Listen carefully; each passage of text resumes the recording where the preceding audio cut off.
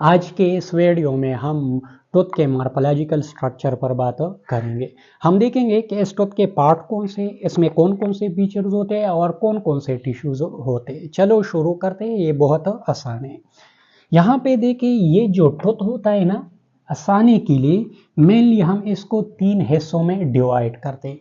एक सबसे ऊपर वाला हिस्सा होता है जो हमारे मुंह में दिखाई देता है, उस विजिबल पोर्शन को हम क्या कहेंगे? क्राउन हम कहेंगे। क्या कहेंगे? क्राउन हम कहेंगे। दूसरा वो हिस्सा होता है जो हमारे अल्व्यूलर बोन में फिक्स होता है और हमें दिखाई नहीं देता, तो इसे हम क्या कहेंगे? रूट हम कहेंगे। रूट बहुत आसान है, जड़ को हम कहते हैं, यानी वो पोर्शन जो हमें नजर नहीं आता। अब ये क्राउन है और ये वाला रूट है, दोनों के बीच कंस्ट्रक्टेड नेरो एरिया होता है और इस नेरो एरिया को हम क्या कहेंगे? नेक हम कहेंगे। नेक के अलावा आप सर्विक्स भी कह सकते हैं। अब वन बाय वन हम डिस्कस करेंगे। यहाँ पे भी आप देख सकते हैं, ये सबसे जो ऊपर वाला मोटा हिस्सा जो दिखाई देता है हमें, इसे क्या कहते हैं? क्राउन कहते हैं। और इस क्राउन के नीचे ये वाला जो हिस्सा होता है उसे हम क्या कहते हैं? रूट कहते हैं। ये क्राउन है और ये रूट है, दोनों के बीच ये जो कंस्ट्रक्टेड एरिया है, जो नेरो एरिया है, उसे हम क्या कहते हैं? नेक हम कहते हैं। अब वन बाय वन हम डिस्कस करते हैं। सबसे पहले हम क्राउन को डिस्कस करेंगे। ये हमारा जो क्राउन होता है, इसके ऊपर एक लेयर होता है, एक टिश्यू होता है। इस लेयर को, इस टिश्यू को हम क्या कहते हैं? एनेमल हम कहते हैं। क्या कहते हैं? एनेमल हम कहते हैं। और इस एनेमल के लिए आपने याद रखना है कि ये हमारे बॉडी में सबसे हार्डेस्ट टिश्यू होता है। क्या होता है? सबसे हार्डेस्ट टिश्यू होता है पूरे बॉडी में, बोन से भी ये ज्यादा हार्ड होता है। अब इसके हार्ड होने की वजह क्या होती है?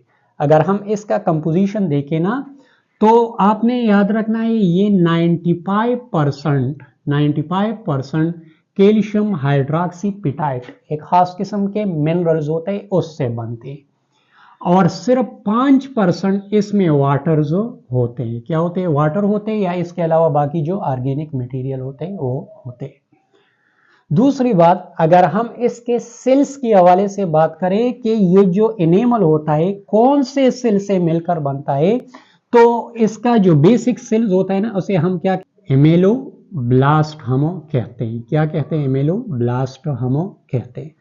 और दूसरी बात आपने ये याद रखनी है कि ये व्हाइट इन कलर होता है। क्या होता है? व्हाइट इन कलर होता है। और ये जो एनेमल होता है ना, हमारा जो क्राउन होता है, जो डेंटिन होता है, उसे क्या प्रोवाइड करता है? उसे प्रोटेक्शन प्रोवाइड करता है। क्या प्रोवाइड करता है? प्रोटेक्शन को प्रोवाइड करता है।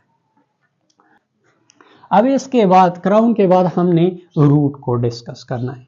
ये क्या है? सारा का सारा हमारा रूट है, और रूट भी एक खास लेयर में कवर किया होता है, और इस लेयर को हम क्या कहेंगे? सेमेंटम हम कहेंगे। क्या कहेंगे? सेमेंटम हम कहेंगे।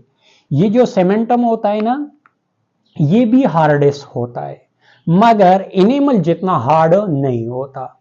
इसके अगर ये जो जितना हार्ड होता है, अगर हम इसको बोन के साथ कंपेयर करें ना, तो बोन जितना ये हार्ड होता है।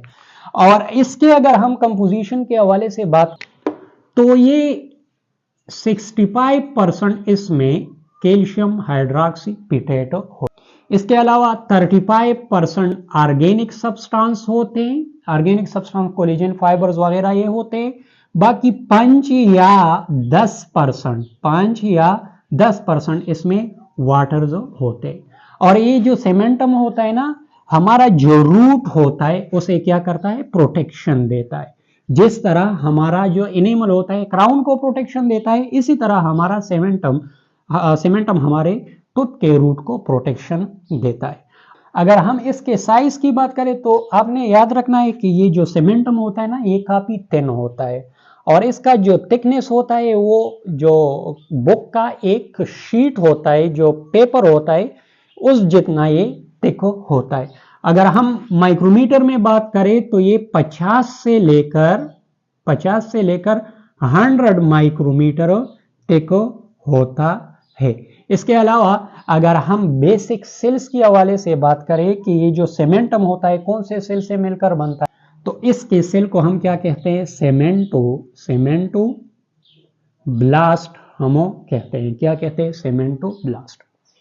तीसरी चीज आपने याद रखनी है, हमारा जो नेक रीजन होता है, टूथ का जो नेक रीजन होता है, जहां पे जिस पॉइंट पे एनेमल और सेमेंटम आपस में ज्वाइन होते हैं, तो यहां पे एक जंक्शन बनता है और इस जंक्शन को हम क्या कहेंगे, इस जंक्शन को सेमेंटो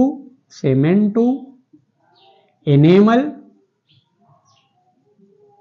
जंक्शन हम कहेंगे। क्या कहेंगे, सेमेंटो एनेमल जंक्शन हम कहेंगे। यानी वो पॉइंट जहां पे सेमेंटम और एनेमल मिलता हो, यानी the junction between cementum and enamel is called cemento enamel junction. अब इस मॉडल में भी आप देख सकते हैं, ये क्या है, ये मैंने बताया कि यहाँ ये क्राउन है, यहां तक इस लाइन के अबाव क्राउन है, लाइन के बिलो क्या है, रूट है, और जहां पे मैंने लाइन ड्रा किया है तो यहाँ पे क्या है, सेमेंटो एनेमल जंक्शन होता है। ये जो मैं यहाँ पे जो मार्क कर रहा हूं, ये क्या है, ये सारा जो लेयर है ना, इसे हम क्या कहेंगे, इसे हम एनेमल हम कहेंगे। और ये रूट पे एक और लेयर लगा होता है, और इस लेयर को, ये जो मैं मार्क कर रहा हूं, ये क्या है, हमारा सेमेंटम है। अब ये आपका सेमेंटम है और ये क्या है, आपका एनेमल है। जिस पॉइंट पे ये दोनों आपस में मिलते हैं तो इस पॉइंट को हम क्या कहेंगे, सेमेंटो एनेमल जंक्शन हम कहेंगे। अब एनेमल और सेमेंटम के इनसाइड पे एक और टिश्यू लगा होता है, और इस टिश्यू को हम क्या कहेंगे, डेंटिन हम कहेंगे। क्या कहेंगे, डेंटिन हम कहेंगे। ये सारा का सारा जो एरिया होता है व्हाइट कलर में आपको जो दिखाई दे रहा है, ये क्या है, हमारा डेंटिन होता है। ये डेंटिन कहां पे होता है, just below the enamel and the सेमेंटम।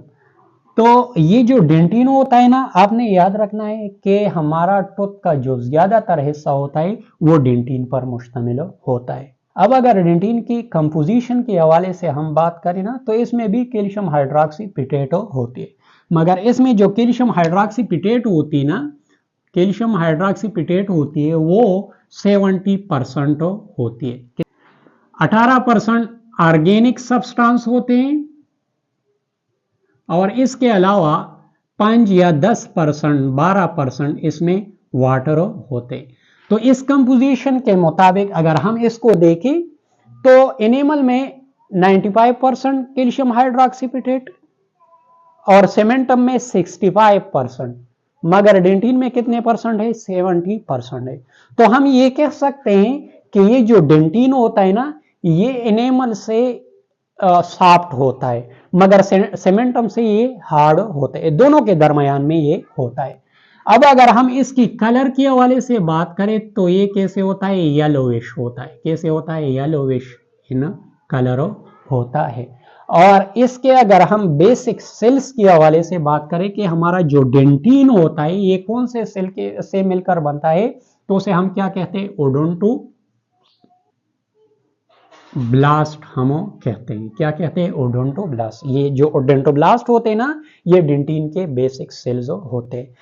अब डेंटिन के बाद इस टूथ के अंदर या डेंटिन के अंदर एक हालो कैविटी होती है, और इस पूरे हालो जो रेड कलर में आपको दिखाई दे रहा है, इसे हम क्या कहेंगे, इसे हम पल्प कैविटी हम कहेंगे। क्या कहेंगे, पल्प कैविटी हम कहेंगे। मगर ये आपने याद रखनी कि ये जो पल्प कैविटी होते हैं ना, इसको हम दो हिस्सों में डिवाइड करते हैं। एक वो हिस्सा जो क्राउन के अंदर होता है, यानी जो ब्रॉड होता है, तो इसे हम क्या कहेंगे, पल्प चेम्बर हम कहेंगे। क्या कहेंगे, पल्प चेम्बर हम कहेंगे। ये वाला जो हिस्सा है, यहाँ पे मैं PC लिखूंगा, पल्प चेम्बर। और बाकी वो हिस्सा जो रूट के अंदर होता है, ये जो नेरो एरिया होता है, तो उसे हम क्या कहेंगे, रूट कैनाल हम कहेंगे। क्या कहेंगे, रूट कैनाल हम कहेंगे। तो ये क्या है, हमारा पल्प चेम्बर है, और ये क्या है, हमारा रूट कैनाल होता है। अब यहाँ पे देखिए, हमारा जो पल्प चेम्बर होता है ना, इसमें एक खास किस्म का सॉफ्ट टिश्यूज होता है, और उस सॉफ्ट टिश्यू को, ये जो रेड कलर में आपको दिखाई दे रहा है, उसको हम क्या कहेंगे? पल्प हम कहेंगे। क्या कहेंगे? पल्प हम कहेंगे। और ये जो रूट कैनाल होता है ना, ये कैनाल एक पाइप की तरह होता है और इसके यहाँ पे जो एपेक्स होता है और एपेक्स के बिल्कुल सेंटर पे इसमें एक ओपनिंग होता है और इस ओपनिंग को हम क्या कहेंगे? इसको हम इपिकल फोरामेन हम कहेंगे। क्या कहेंगे? इपिकल फोरामेन हम कहेंगे। इस इपिकल फोरामेन के थ्रू हमारा जो टूथ होता है ना, ये ब्लड वेसल, ब्लड सप्लाई और नर्व सप्लाई यानी न्यूट्रिशन को in the form of blood receive करता है। अब इस ब्लड और नर्व सप्लाई की वजह से हमारा जो पल्प होता है ना, ये सेंसिटिव होता है। बाकी अगर हम एनिमल की बात करें तो ये सेंसिटिव पार्ट नहीं होता। यहाँ पे भी आप देख सकते हैं, ठीक है, ये क्या है? हमारा टूथ है, ठीक है। अब ये क्या है हमारा? ये मैंने बताया आपको, ये हमारा जो कि है ना एनिमल है। इसके अंदर आपको क्या मिलेगा? आपको डेंटिन मिलेगा और इसके अंदर दरमियान में एक हालो कैविटी होती है और इस कैविटी को हम क्या कहते हैं? पल्प कैविटी हम कहते हैं। ये जो पल्प कैविटी होती है ना, ये जो इसका ब्रॉड हिस्सा होता है, इसको हम क्या कहते हैं? पल्प चेंबर कहते हैं। और ये जो पाइप लाइक हिस्सा है, इसे हम रूट कैनाल हम कहते हैं। और ये टूथ का जो एपेक्स होता है ना, इसमें एक छोटा सा सुराख होता है और उस सुराख को हम क्या कहेंगे? इसको हम इपिकल फोरामेन कहते हैं। और इस इपिकल फोरामेन के थ्रू ये क्या करता है? ब्लड वेसल को रिसीव करता है। और ये जो कैविटी होती है ना, पल्प कैविटी, इसमें क्या होता है? सॉफ्ट टिश्यूज होते हैं, रेड इन कलर होता है और इस सॉफ्ट टिश्यूज को हम क्या कहते हैं? पल्प हम कहते हैं। क्या कहते हैं? पल्प हम कहते हैं। तो डियर स्टूडेंट, ये था आज का लेक्चर। इंशाल्लाह नेक्स्ट वीडियो में हम टूथ सरफेसेस पर बात करेंगे। अगर आपने अभी तक हमारा यूट्यूब चैनल जामेड टॉक को सब्सक्राइब नहीं किया है तो अभी इसी वक्त इसको सब्सक्राइब करें।